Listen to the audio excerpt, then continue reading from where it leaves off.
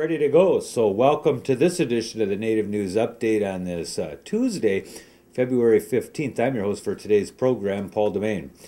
Many of the stories right here can be found at our website at IndianCountryNews.com, and here are some of the news stories from the day from the Associated Press and other Native news sources. A House committee narrowly backed a plan to give a northern Idaho tribe the authority to arrest non-Indians on its reservation.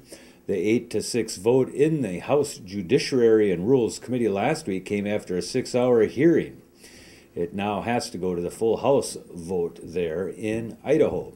Lawmakers heard pleas from the Coeur tribe, whose leaders said a conflict with the Benewah County law enforcement since 2007 has compromised public safety because they can't arrest non-Indians.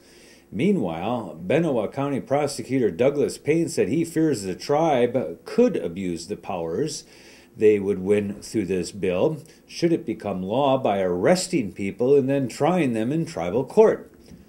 Tribal officials said any state violations or citations, including those for speeding, could be processed and would be processed in state court, not tribal courts.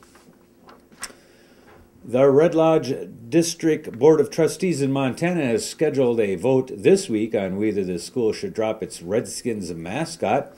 During a meeting last week, comment was evenly divided between those supporting the 60-year-old tradition of the Redskins mascot and those who argue that it's a derogatory term referring to Native Americans. Weighing heavily on the trustees was a letter from the Northern Cheyenne Tribal Council asking the school to change its mascot. Trustee Steve Hammond and John Ellsbury said they felt compelled to make the change. The vote is scheduled for February 15th, and the school has not yet developed a list of potentially alternative mascots to consider. And today we are going to go to visit with one of our European friends, Cody Whitehorse from England. And at first there's a little bit of feedback there, but we try to minimize that as we go along. Cody Whitehorse, tell us a little bit about where we're talking to you from. It's across the seas today. And introduce yourself for our listeners so they know a little bit about who you are and why we're bringing you in today. Hi, Paul. Thanks for giving me a call. Well, I live in the southeast part of England, which is, I suppose, if everybody looks at a map and figures out where London is, and then you go north for about 3 hours, and you come to a sticky out bit that pokes on the side of England, which looks like a big lump. And just 5 miles from the coast there, we've got a little county called, well, actually it's not little, it's quite big, Lincolnshire. And I live in a small village there called Gedney. Gedney. There's some very, very peculiar names here, I tell you. Well, but that's okay, because somewhere deep down in England were tribes at one point. I read about them occasionally. Tell us a little bit about what you know about the tribes of England, the tribal clans, and why people from England would take an interest in Native Americans. Well, I suppose even going back in history, if you look at what happened to England, always having been an island nation, but having been conquered even since where we're before Romans, communities in England were settled in little tribes. And even before the Normans came here, there was a great thing going on with different tribes conquering each other from the north of England, trying to get into the south, and the south of England trying to keep the northerners out. So I won't say the names, they might not like it, the Scottish. But and then there were the Welsh as well. So England's always been a tribal country in itself. And even today, communities and small areas which have got a lot of history, look back on their history as very important to where they are today. And I think that also now brings me to this next point, where it's the same in America and Canada with Native American tribes. And in England, there has always been, and I don't know when it actually started, but in England, there's always been a very, very, very deep interest in the Native American people, their culture, their lifestyle, the way they even live today, because there's a lot of people under false misapprehension about how the Native American people live today. So I found very good that when News from Indian Country actually started, that you started doing video broadcasts about the people themselves and taking an interest in what was going on in the whole area, but also in America as well. And I just found it very interesting. But yeah, there's people all over Europe. It's quite surprising how many people do support the Native American people. I have some distant relatives from Scotland, the island of Lewis, Clan Morrison. Right. What could I learn from my tribal roots, which are Oneida and Ojibwe? What kind of things might I learn? I think there needs to be this reciprocity between well, actually, troops. I would suggest, can't you research your own ancestry? Because I used to send people a lot to you to find out when they were asking me about their ancestry, and everybody told me you was the guy to check up on.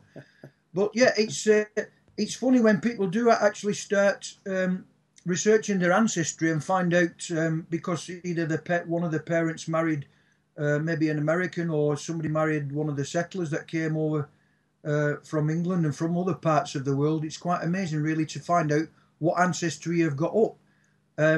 Some people get to a stage where they only get so far and they can't trace it back anymore for some reasons. Some people, and I'm sure that's the same with a lot of Native American people, as well as, if I can say Native American, and also white people who have found they've got Native American ancestry and they want to trace it back and have difficulties. But in a lot of cases as well, I don't know if they could use the right word, they don't want to trace it any further. They go so far and they don't want to trace it any further. I mean, I can trace my ancestry back on my father's side, way back to the Cossacks that used to fight with Genghis Khan and Kublai Khan. Not something that I actually study a lot about, but I can actually trace that, and I can trace on my mother's side only possibly about 50 years. So it's quite amazing to know that people have got links to all these different tribes in Europe, in America, in fact, anywhere in the world. It's quite amazing. It makes for a small world, I think. It really does. And then you get the things, as I suppose you're the same as well, with having this Scottish ancestry. You'll be proud in a lot of ways, a lot of the things that's happened. And there might be something in the country's past or whatever where you may not be proud about. But then again, you shouldn't feel ashamed of it, because it may have been nothing to do with you or your family. I sit back quite happily every day and I say, look, and I tell people all the time, if you are a white American, right, then your ancestry came from those colonialists and those pilgrims who went over to America, right? You can't deny it. My grandparents and ancestry never went over to the Americas, and approximately then after the 1900s, 360,000 actually immigrated to America with my old original name. But they didn't go to America before that. So anybody who's white American has got ancestry from pilgrims and from the forefathers who landed there, and they should explore that, because it's not a one did to the American, because it's their ancestors who did it. You can say my ancestors never did it, and I can say my ancestors never did it, but it doesn't stop me looking up about the history of why it happened and how it happened. And I think this is very important when people start to look at their cultural side of things, because it may not just be one thing that they've got to look at, it may be other things as well that make them what they are today. No, I agree with you with the Scottish family ties. I think it's been a learning process to try to feel out what that history means to my family. Yeah. And when I ask about what...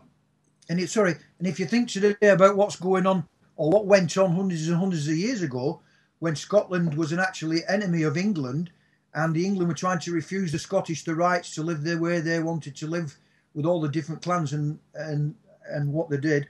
I'm getting slightly politically about what's happened here the last couple of weeks on television, but the Scots were right. We should have kept Hadrian's Wall up. We should have all emigrated to Scotland, because their values are totally different from the British values, you know, as regards their culture, their history, and everything else. I mean, I can honestly say, sitting back here now, if somebody says to me, give us something that's typically English, and somebody would sit next to him and say, well, we've got the Morris dancers. And I would say, wow, that is so fantastic. Morris dancers, little men standing around with straw hats, jingle bells on the feet and things, cracking sticks together. But that doesn't show the whole culture of England. Right. But when visitors come to England, they think straight away, right, we'll go to London, we'll go to Shakespeare country, we'll see about Shakespeare, and we've got to see Morris dancers. Well, the Morris dancers don't depict what England is. That is a fabled thing that probably started in a little village where people started to entertain themselves, you know, get dressed up, have a beer, and sort of like dance around the streets and stuff like that, and it gave a cardinal atmosphere. Mm-hmm. But there's so much history in Scotland. You're right there. Not only about the people, but the land itself. And found that the history holds some lessons, and that's what I says. What can we learn from looking at some of that history, which flows in the veins of a lot of people? They may think of it as European blood, but it may be tribal blood from Europe. Native Americans know about the Druids, and people who've been studying different clans from around the world as regards how they actually worked and how they actually operated. I mean, there was a while back, wasn't there? I think you read about it yourself, where Vikings supposedly actually came over to America and settled in some parts of northern Canada and America at one stage. And there was a recent topic that I was watching on National Geographic that there was even a possibility that people from the French area of the Alsace area had actually sailed across the Atlantic, not the Bering Strait, the Atlantic, when it was also not such a vast sea, but when it was covered in ice and partly landfilled, that they actually came across from France and settled in America, and that those tribes. Let's leave it at there for today. We're running out of time, Alex, but it's interesting because our elders sometimes told us that they thought the migration could have been both directions. But we'll talk about that another day, Alex. It's been great talking to you, and we're going to come back to you, and we're going to do a little bit more discussion about this. All right, well, that was very nice. Sorry about the breakups. And thanks for everything that you do for Denise. Thank you, Alex. We're going to get back to you. Bye-bye, my friend. Miigwech.